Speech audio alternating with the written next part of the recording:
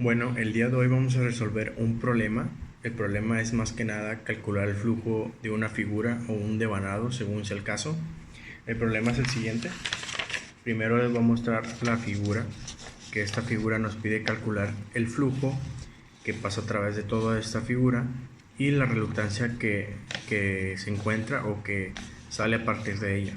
Después de esto vamos a calcular B1 y B2 y nos dan los parámetros iniciales, que es corriente, número de espiras por la cual está pasando la corriente, permeabilidad relativa y permeabilidad en el vacío.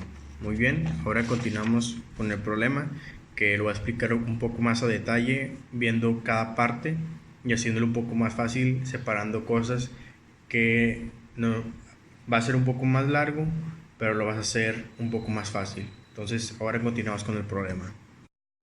Muy bien, ahora continuamos con el problema. El problema es el siguiente: hay que determinar la reluctancia equivalente, el flujo magnético B1 y B2. Estas salen a partir del cálculo del flujo magnético, porque si vemos las fórmulas que vamos a utilizar, va a ser la de reluctancia, fuerza magnetomotriz, beta y el flujo. Como se dan cuenta, el flujo viene a partir de la fuerza magnetomotriz, que esta, según el problema, esta la podemos calcular desde un principio, porque tenemos I, que es corriente, y N, que es el número de espiras. Entonces eso ya lo tenemos, pero hay un problema: no tenemos la reluctancia. La reluctancia tenemos la fórmula y ahorita vamos a explicar cómo obtenerla. Y para la B necesitamos las fuerzas del flujo y el área. Ahorita vamos a ver cuál vamos a utilizar. Para hacer esto, la reluctancia equivalente, a mi manera de verlo de una forma más fácil, es primero hacer el circuito magnético de tal forma que es parecido a un circuito eléctrico, que son las R's, que en este caso son reluctancias. Yo las enumeré de una manera más fácil: 1, 2, 3, 4, 5, 6 y 7. ¿Para qué hice esto? Para a partir del dibujo encontrar la longitud, que es la fórmula de reluctancia. La fórmula de reluctancia vendría siendo longitud, μr, que es la permeabilidad relativa, μ0, que es la permeabilidad del vacío, que esta, acá está de este lado, es una constante, esta nunca va a cambiar. La μr, esta es por problema, pero esta siempre va a ser la misma. Y el área, en este caso ahorita voy a explicar cuáles áreas vamos a utilizar. Ok, entonces hacemos el circuito equivalente, que F, por así decirlo, es la fuente, que es la fuerza magnetomotriz, que es a partir del número de espiras y la corriente que pasa por esas espiras. Entonces tenemos reluctancia 1 casi igual donde está la fuente, reluctancia 2, que vendría siendo esta parte, reluctancia 3, que es esta parte, reluctancia 4, que es esta parte, reluctancia 5, que es esta parte, y reluctancia 6, esta parte, y reluctancia 7, esta parte. ¿Por qué las enumeré así? Para poder manejar variables, que yo en este caso las voy a utilizar para darles el número, por ejemplo 1, 2, 3, 4, como ya dije. ¿Para qué? Para obtener sus L's, que en su caso es la longitud y el área. Un dato curioso es que el flujo magnético siempre va a estar justo en el centro por el área por el que está pasando. En este caso, si podemos ver aquí, estas líneas, o más bien esta línea que está en toda la figura, es por donde está el flujo, siempre va en el centro, es un comportamiento que tiene. Entonces, como va en el centro, hay que calcular exactamente la longitud de este punto, pero no llega hasta el final, sino a la mitad. Entonces tenemos que dividir esta medida entre 2 y esta medida entre 2, y así conforme vamos pasando vamos a utilizar medidas ya sea completas o a la mitad. Ahora proseguimos con la primera los primeros términos para así en la fórmula ponerlos directamente, ya que los tenemos. Ahora, la 1, la medida de aquí es 50 centímetros.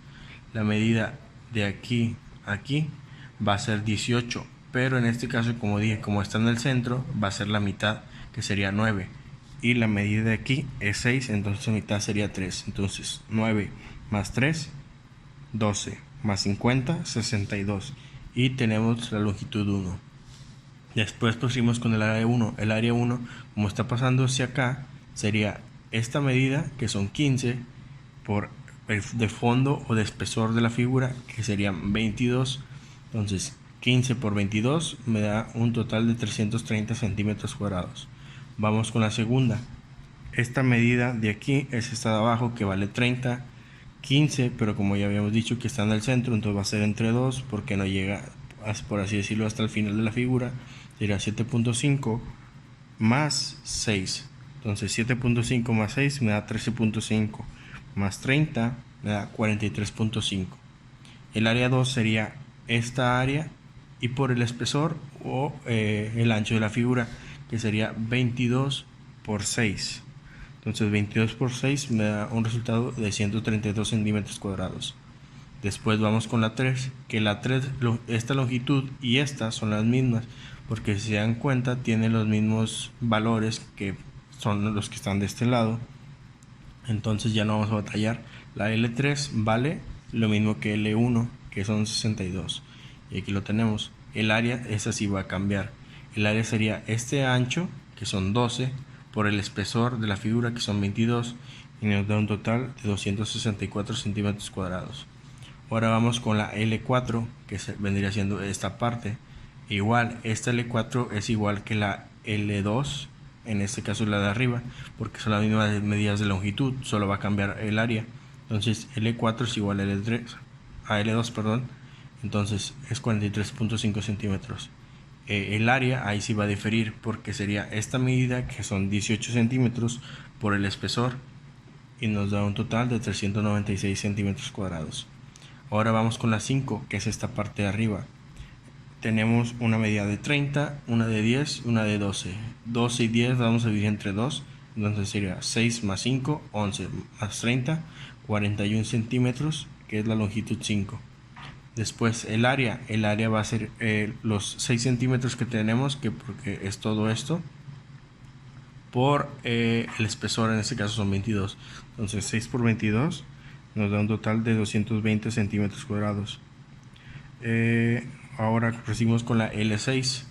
La L6 vendría siendo esta parte, que como dijimos, esto y esto tiene las mismas dimensiones en tanto a su longitud o a su largo.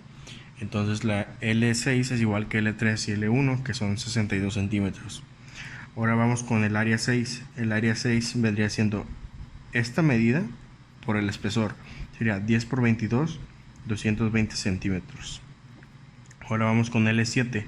L7 es esta parte o esta medida, que es de este punto a este punto. Ok, entonces sería 30, 6 y 5. Nos da un total de 41, igual que la L5. ¿Por qué? Porque tiene las mismas longitudes, como si nos damos cuenta, porque son los mismos puntos en los que empieza cada parte. Ya que tenemos todo esto, vamos a utilizar la fórmula de reluctancia, que es la longitud empleada, μr, que esa no la da el problema, μ0, como ya mencioné, es una constante, y el área, que también ya la tenemos. Entonces, la primera reluctancia son 62 centímetros, pero en nuestro caso lo vamos a manejar en metros. ¿Por qué? Porque nuestra permeabilidad relativa está en función de metros. Entonces, para que se nos eliminen las unidades, vamos a manejar metros. Ok, entonces tenemos la longitud, que es 62 centímetros, la permeabilidad relativa, que son 4750 según el problema, la permeabilidad en el vacío, que es, como digo, es una constante, nunca va a cambiar, y el área, que son 330 centímetros. En este caso lo dividimos entre las equivalencias, que son centímetros cuadrados, que nos da un total de 0.033 o 0.330 metros cuadrados. Ya que hacemos esto, hacemos el cálculo, que vendría siendo 0.62 entre 4750 por 4pi por 10 a la menos 7 por 0.330. Nos da un total de 3147.56, que es lo que nos dio aquí. Entonces, las medidas o los valores que vamos a manejar para reluctancias es ampere vuelta Weber. Weber es una unidad que vamos a ver más adelante para el flujo. Ampere es en función de corriente. ¿Y de dónde sale todo esto? Pues de lo que vendría siendo el Henry sobre metro. Eso los componemos y nos da otras medidas que se van eliminando, otras unidades más que nada. Ahora pasamos con la reluctancia 2, que ya tenemos su longitud, que es 43.5 entre 100 para convertirla a metros, entre 4750 por 4pi por 10 a la menos 7 por el área, que en este caso hay que convertirla a metros cuadrados, que sería por, o sea, ¿cómo explicarlo? Es una manera muy fácil. Por ejemplo, un metro tiene 100 centímetros. Entonces un metro cuadrado sería 100 al cuadrado, que nos da 10.000 centímetros cuadrados. Entonces esto, o más bien esto, hay que dividirlo entre 10.000 para que nos dé el valor en metros cuadrados.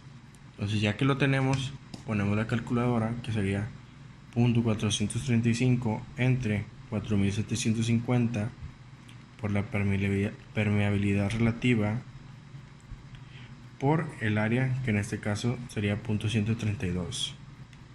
Nos da un total de 5.520.9250, que es lo que tenemos aquí. Pasamos a la 3, su longitud 62 centímetros entre 100 nos da 0.62 entre permeabilidad relativa, permeabilidad en el vacío y su área, que esto nos da la longitud entre 4750 por la permeabilidad relativa o la permeabilidad del vacío por el área que estamos manejando, en este caso es 0.0264, y nos da un total de 3.934.4523, que es lo que nos dio aquí. Ahora proseguimos a calcular las siguientes reluctancias, que para ir un poco más rápido ya las calculé. Entonces tenemos la primera reluctancia, o la reluctancia 4, que su longitud era de 0.435, y aquí la tenemos, que es de 435 centímetros convertida a metros, es lo que ya mencioné. Después la dividimos entre la permeabilidad relativa, la permeabilidad en el vacío y el área que estamos manejando. En este caso nos dio un total de 1840. Para seguir con el problema y no detenernos mucho con esto, prácticamente es lo mismo, solo cambian la longitud y el área. El área y la longitud, como ya les dije, los calculé individualmente para nada más ponerlos directo en la fórmula. Ahora vamos a calcular las equivalentes según en el circuito que mencionamos acá, que aquí lo fui desarrollando para hacerlo un poco más pequeño y manejarlo. Entonces vamos a hacer en series y en paralelo las distintas reluctancias. Entonces tendríamos R5, R6, R7 en serie. Entonces aquí está, la resistencia equivalente 1 es igual a la serie de R5, R6, R7, y que me da un total de 8190.4298 ampere vuelta Weber.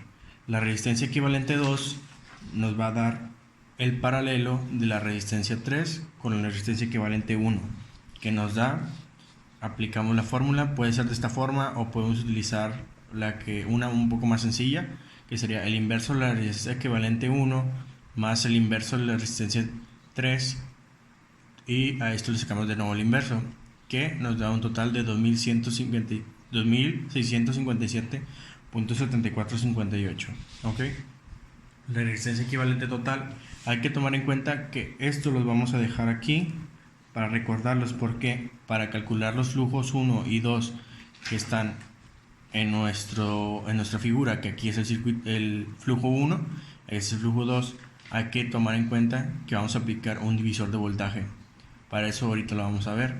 Entonces la resistencia equivalente total sería la serie de la resistencia 2, resistencia equivalente 2, resistencia 4 y resistencia 1.